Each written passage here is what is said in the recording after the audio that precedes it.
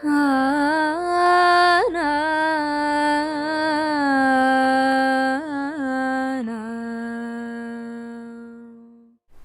Guruvayur devotees ഓൺലൈനിലേക്ക് ഏവർക്കും സ്വാഗതം. സർവം കൃഷ്ണമയം. കൃഷ്ണായ വാസുദേവായ ദേവകീനന്ദനായ നന്ദഗോപകുമാരായ ഗോവിന്ദായ നമോ നമഃ. ഇന്ന് നമ്മൾ എഴുതാനായിട്ട് പോകുന്നത് 10ാമത്തെ ദശകമാണ് കേട്ടോ. കഴിഞ്ഞ 9 ദിവസങ്ങളിലായിട്ട് 9 ദശകങ്ങൾ എഴുതിയിരിക്കുകയാണ്. ഇന്ന് എഴുതാൻ പോകുന്ന 10ാമത്തെ ദശകത്തിൽ പറയുന്നത് സൃഷ്ടിഭേദങ്ങളെ കുറിച്ചാണ്. അപ്പോൾ ബ്രഹ്മാവിന് അനുഗ്രഹം നൽകിയല്ലോ ഭഗവാൻ സൃഷ്ടികർമ്മങ്ങൾ ചെയ്യാനായിട്ട്. അപ്പോൾ ഒരു തരം തിരിച്ചിട്ടാണ് സൃഷ്ടികളൊക്കെ ചെയ്യുന്നത്, സ്ഥാവര ജംഗമ വസ്തുക്കളായിട്ട്. സ്ഥാവരം എന്ന് പറഞ്ഞു കഴിഞ്ഞാൽ ഇളകാത്ത വസ്തുക്കളാണ്. ഇപ്പോൾ വൃക്ഷങ്ങൾ അതൊന്നും ഇളകില്ല. ജംഗമം എന്ന് പറഞ്ഞാൽ ഇളകുന്ന വസ്തുക്കളാണ്. ഇപ്പോൾ പക്ഷികൾ, മൃഗങ്ങൾ, മനുഷ്യർ അതൊക്കെ ആ ഒരു കൂട്ടത്തിലാണ് പെടുക. അതിൽ തന്നെ പിന്നെയും തരംതിരിച്ചിട്ടുണ്ട്. ഇപ്പോൾ വെള്ളം മുകളിലോട്ട് വലിച്ചെടുക്കുന്നവ, തിരശ്ചീനമായിട്ട് എടുക്കുന്നവ, സമാന്തരമായിട്ട് എടുക്കുന്നവ, പിന്നെ മുകളിൽ നിന്ന് താഴോട്ട് പോകുന്നവ. അപ്പം അങ്ങനെ വെച്ച് നോക്കുമ്പോൾ താഴെ നിന്ന് മുകളിലോട്ട് വലിച്ചെടുക്കുന്ന വൃക്ഷങ്ങളാണ്, സമാന്തരമായിട്ട് വെള്ളത്തിനെ കുടിക്കുന്നത് മൃഗങ്ങളാണ്, മുകളിൽ നിന്ന് താഴോട്ട് വലിച്ചെടുക്കുന്നത് മനുഷ്യരാണ്. അപ്പോൾ ആ രീതിയിൽ പിന്നെയും തരംതിരിച്ചിട്ടാണ് സൃഷ്ടികൾ പോകുന്നത്. അപ്പോൾ ഓരോ തരംതിരിവായിട്ടാണ് ഈ സൃഷ്ടികളൊക്കെ ചെയ്തുകൊണ്ടിരിക്കുന്നത്. പിന്നെ ബ്രഹ്മാവിൻ്റെ മനസ്സിൽ നിന്ന് സനകാദികളുണ്ടായി.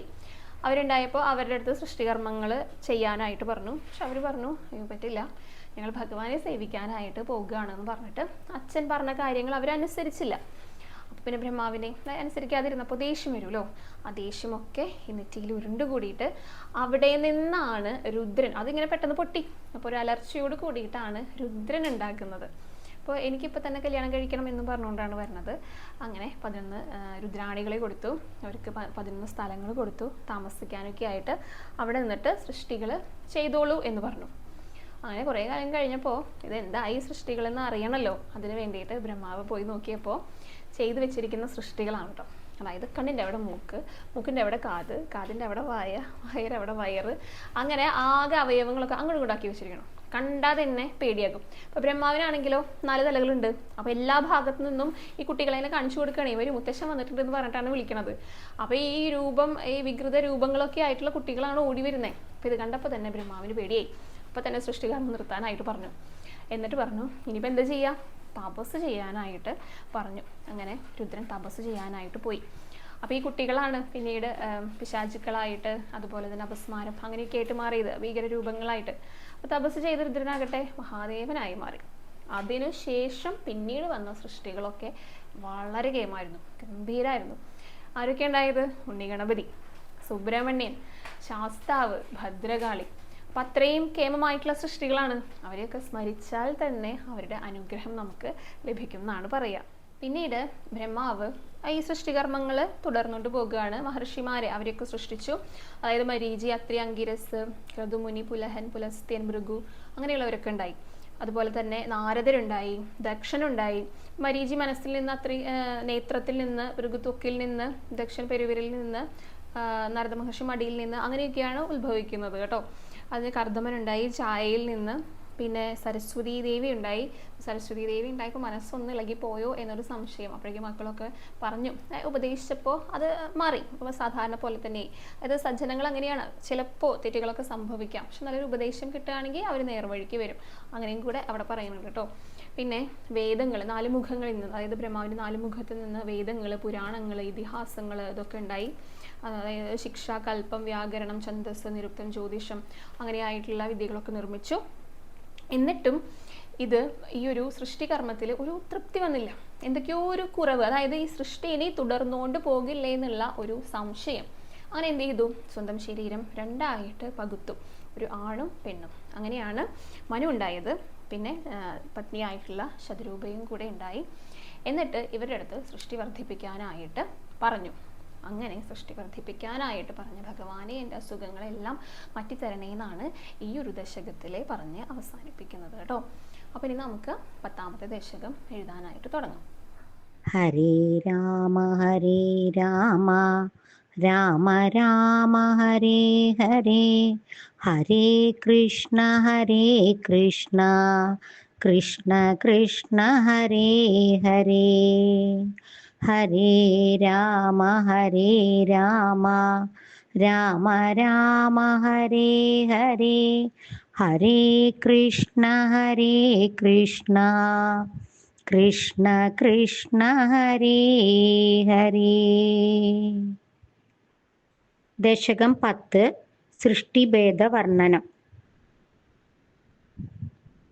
വൈകുണ്ഠവർദ്ധിത ബലോദഭവൽ പ്രസാദാത് അംബോജയോനിരസൃജൽ കില ജീവദേഹാൻ താസ്നൂനി ഭൂരുഹമയാണി തദാ തിരശ്ചാം ജാതിർമനുഷ്യനിവഹാനഭിദേവഭേദാൻ മിഥ്യാഗ്രഹാസ്മി മതിരാഗവിഗോപഭീതി അജ്ഞാനവൃത്തിമിതി പഞ്ചവിധം സസൃഷ്ട്വാ ഉദ്ധാമ താമസപദാർത്ഥവിധാനധൂന തേനേ ത്വദീയചരണസ്മരണം വിശുദ്ധ്യൈ താവൽ സസർജ മനസാ സനകം സനന്ദം ഭൂയ സനാതനമുനിം ച സനൽകുമാരം തേ സൃഷ്ടികർമ്മണി ദുതേന നിയുജ്യമാനാ ത്വൽപാദഭക്തിരസികാ ജഗൃഹുർനവാണിം താവൽ പ്രകോപമുദിതം പ്രതിരുന്ധദോസ്യ ഭ്രൂമധ്യദോ ജനിമൃഡോ ഭവദേകദേശാ നാമാനി മേ കുരു പദാനി ച വിരിഞ്ചേതി ആദ്യൗരുരോധ കില തേന സരുദ്രനാമാ ഏകാദശാഹ്വയതയാ ച വിഭിന്നരൂപം രുദ്രം വിധായ ദയിതാ വനിതാശ്ച ദത്വാ താവന്ത്യദത്ത ച പദാനി ഭവൽ പ്രണുന്ന പ്രാഹ പ്രജാവിരചനായ ച സാദരം തം രുദ്രാഭിസൃഷ്ടഭയദാകൃതി രുദ്രസംഗ സംപൂര്യമാണ ഭുവനത്രയബീദഛേദാ മാമാ പ്രജാസൃജതപശ്ചരമംഗലായേത് ആജഷ്ടതം കമലഭൂർഭവതീരിതാത്മാ തസ്യാദസർഗരസികസ്യ മരീചിരത്രി തത്രാംഗിരാകൃതുമുനി പുലഃ പുലസ്ത്യാ അംഗാദജായത ഭൃഗുശ്ച വസിഷ്ഠദക്ഷൗ ശ്രീനാരദശ്ച ഭഗവൻ ഭവദംഘ്രിദാസാ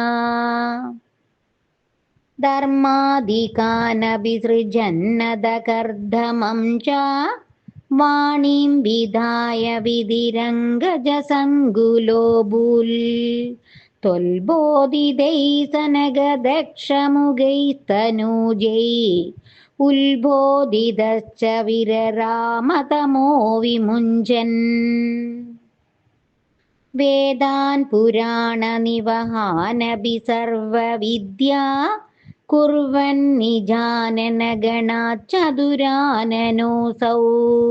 പുത്രേഷു തേഷു വിനിധായ സസർഗവൃദ്ധിം അപ്രാപ്നുവം തവ പദംബുജമാശ്രിതോബുൽ ജാനന്നുപായമദദേഹമജോ വിഭജ്യ ത്രിപുംസഭാവമഭജന്മനു തദ്വദൂഭ്യാം താഭ്യാഞ്ച മാനുഷകുലാനി വിവർധയം ത്വം ഗോവിന്ദ മാരുതപുരേശ നിരുന്തിരോഗാൻ.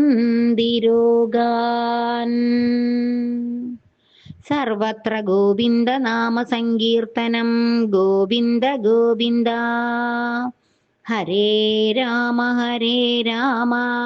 രാമ രാമ ഹരേ ഹരേ ഹരേ കൃഷ്ണ കൃഷ്ണ കൃഷ്ണ ഹരേ ഹരേ.